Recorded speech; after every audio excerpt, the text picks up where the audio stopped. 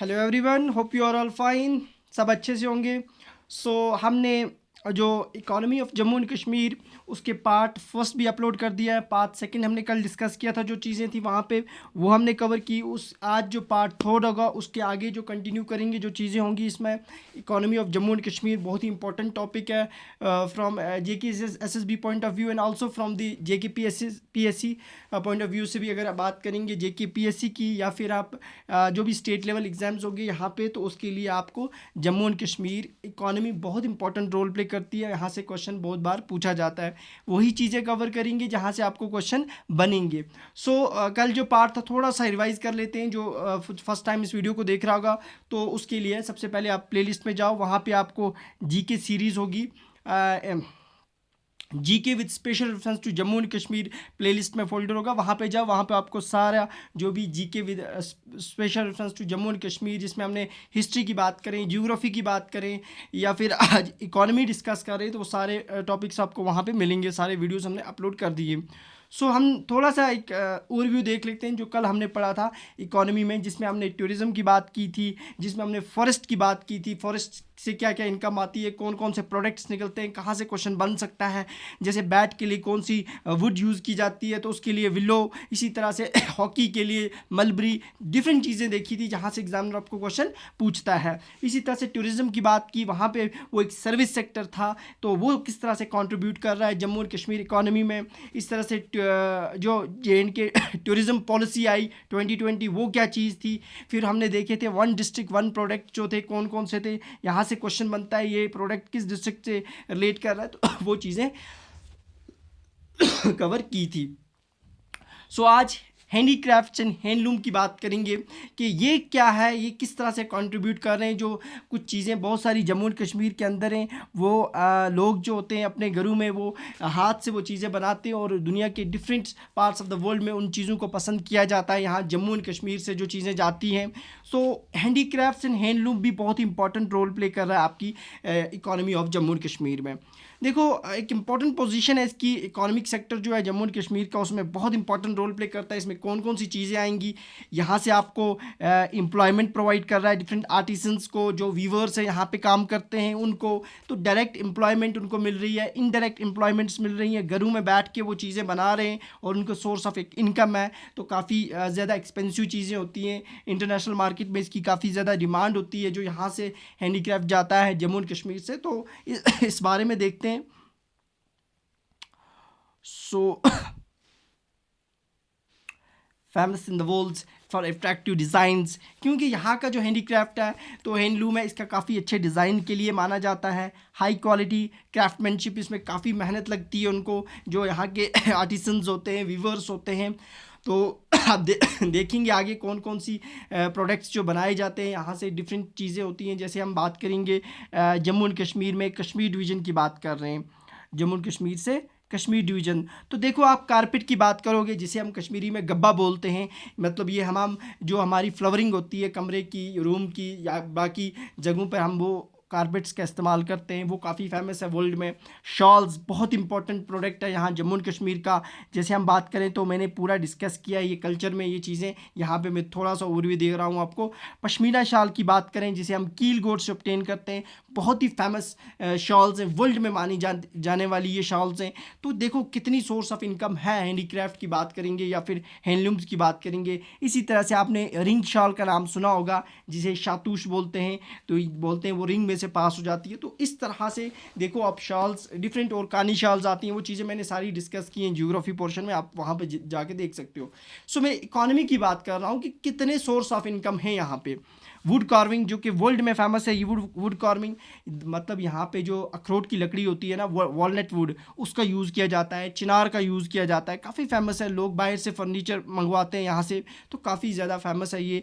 Paper माशी की बात करें तो वो होता है जिसमें हम पल्प पेपर प्रोडक्ट्स का यूज़ करते हैं, पेपर का इस्तेमाल करके चीज़ें बनाई जाती हैं, जिसे सुल्तान ज़ैनुल आबिदीन जो थे शामी डायनेस्टी से, इन्होंने इसको इंट्रोड्यूस करवाया था। बहुत इंपॉर्टेंट है ये। इसी तरह से हम बात करें नेक्स्ट आगे, तो इसका नाम सुना होगा आपने, नमदा। इट्स बीटन वूल, यानी वूल को बीट करके ये चीज़ बनाई जाती है।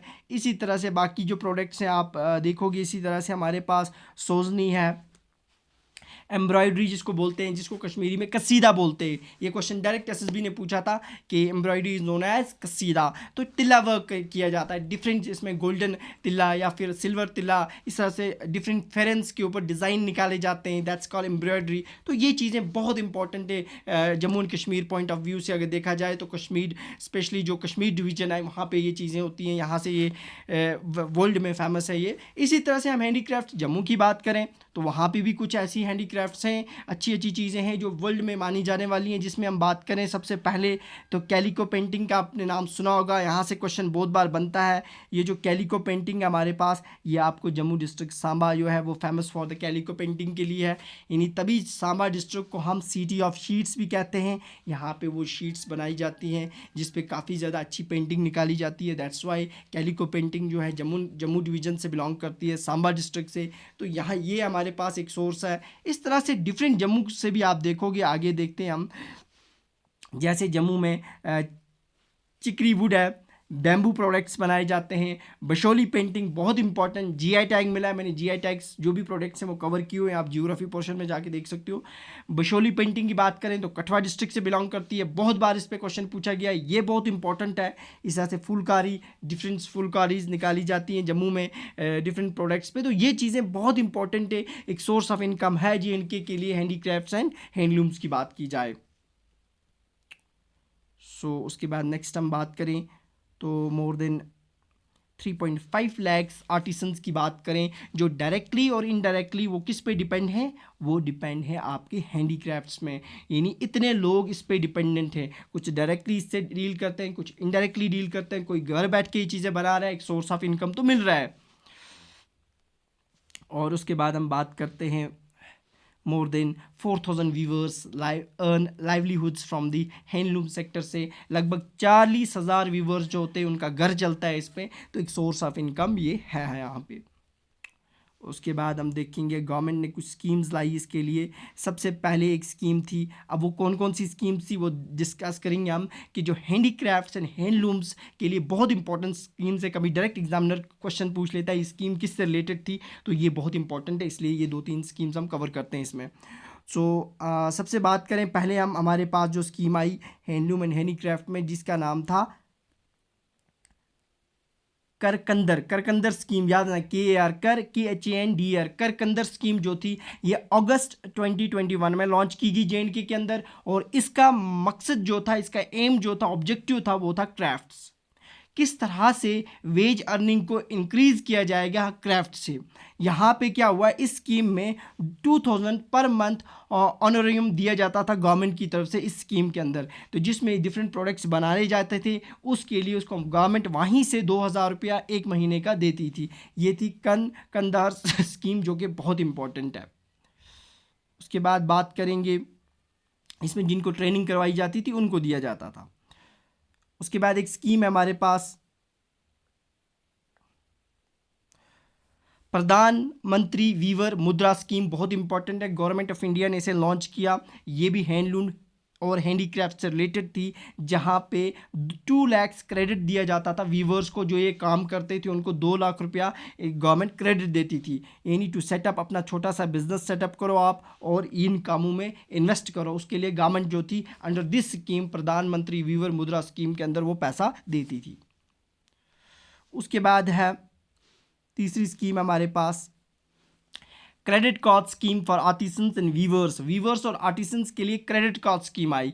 ये 2020 में लॉन्च की गई। इसका मकसद ये था, इसका ऑब्जेक्टिव ये था कि provide assistance to the weavers, जो ये वीवर्स से आर्टिसन से इनकी हेल्प की जाए। गवर्नमेंट इनको वहीं से पैसा देती थी, आप ये चीज़ करो। देखो इसमें इन्होंने क्या किया, चाहे वो आपके पास रूरल्स की बात करें, गाँव की बात करें या अर्बन शहरों में, इन एरियाज़ में इस स्कीम को इम्प्लीमेंट किया गया। और गवर्नमेंट ने इन लोगों को क्या किया कि 2 लाख रुपीज़ लोन दिए और इंटरेस्ट कितना रखा, 7% विद सब्सिडी के साथ रखा। तो इससे क्या होंगे, लोग इन पैसे क्या होंगे, अपने छोटे मोटे से इन्वेस्ट बिजनेस को सेटअप करेंगे रिलेटेड टू हैंडीक्राफ्ट्स एंड जो हैंडलूम होगा। उसके बाद हम देखेंगे Jammu and Kashmir industrial policy की बात करें, बहुत इंपॉर्टेंट है, यहाँ से क्वेश्चन बनता है। Jammu and Kashmir industrial policy 21-23 जो पॉलिसी आई, तो सबसे पहले हम बात करेंगे जो पॉलिसी जम्मू एंड कश्मीर में इंडस्ट्रियल पॉलिसी आई थी वो 1995 में आएगी। ये याद रखना, सबसे पहली पॉलिसी 1995 में आई। उसके बाद उस पॉलिसी को सब्स्टिट्यूट किया 1998 में दूसरी पॉलिसी आई, फिर उसको सब्स्टिट्यूट किया 2004 में एक और पॉलिसी आई, और उसके बाद 2016 में एक और पॉलिसी आई, और उसके बाद Jammu and Kashmir industrial policy 2021-23 आई। ये थोड़ा सा एक आप फ्लो याद रखना कि किस तरह से क्या हुआ, सबसे पहली पॉलिसी कब आई थी, तो वो बहुत इंपॉर्टेंट होता है, पूछ सकता है एग्जामिनर। अब देखेंगे Jammu and Kashmir industrial policy 2021-23 क्या थी। ये जो पॉलिसी थी, ये यहाँ पे ये इंडस्ट्रियल पॉलिसी 1 अप्रैल 21 को यहाँ पे लॉन्च की गई, इफ़ेक्टिव हो गई यहाँ पे। अब इसका फोकस क्या था? इसका फोकस यहाँ पे ये रहा कि sustainable, equitable, environment friendly, balance industrial development होनी चाहिए। ये चीज़ें इसमें थी कि एक सस्टेनेबल होनी चाहिए, इस तरह से डेवलपमेंट हो कि वो फ्यूचर जनरेशन के लिए बेनिफिट रहे और प्रेजेंट जनरेशन को भी फ़ायदा हो और फ्यूचर जनरेशन को भी इसको आने का फ़ायदा हो, इस तरह से। इक्विटेबल, सबको बराबर। एनवायरनमेंट फ्रेंडली, डैट मीन्स हमारे एनवायरनमेंट के इसका कोई भी बैड इफेक्ट ना पड़ना चाहिए और बैलेंस इंडस्ट्रियल डेवलपमेंट होनी चाहिए। ये चीज़ें, ये फोकस रहा इस इंडस्ट्रियल पॉलिसी का। ये पॉलिसी जो थी ये 10 साल के लिए इम्प्लीमेंट की गई। ये बहुत इंपॉर्टेंट है, डायरेक्ट एग्जामिनर पूछता है। अब इस पॉलिसी का जो हमारे पास एम था वो attract substantial development investment in focus sector, different sectors में इन्वेस्टमेंट लोग करें और जॉब्स को क्रिएट करना, ये इंपॉर्टेंट फैक्टर्स था इनके, ये चीज़ें थी इसकी। और इन्होंने कहा कि डेवलपमेंट ऑफ बैकवर्ड रीजन्स की इसमें डेवलपमेंट की जाएगी। तो इस पॉलिसी के अंदर 292 इंडस्ट्रियल जोन्स बनाए गए जम्मू एंड कश्मीर के अंदर। कितने? 292 इंडस्ट्रियल जोन्स को क्रिएट किया गया।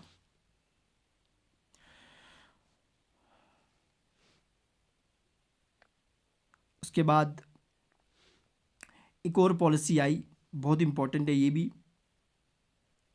ये थी new central sector scheme for the industrial development of Jammu and Kashmir 2021। ये जो थी सेंट्रल सेक्टर स्कीम थी, ये कब आई?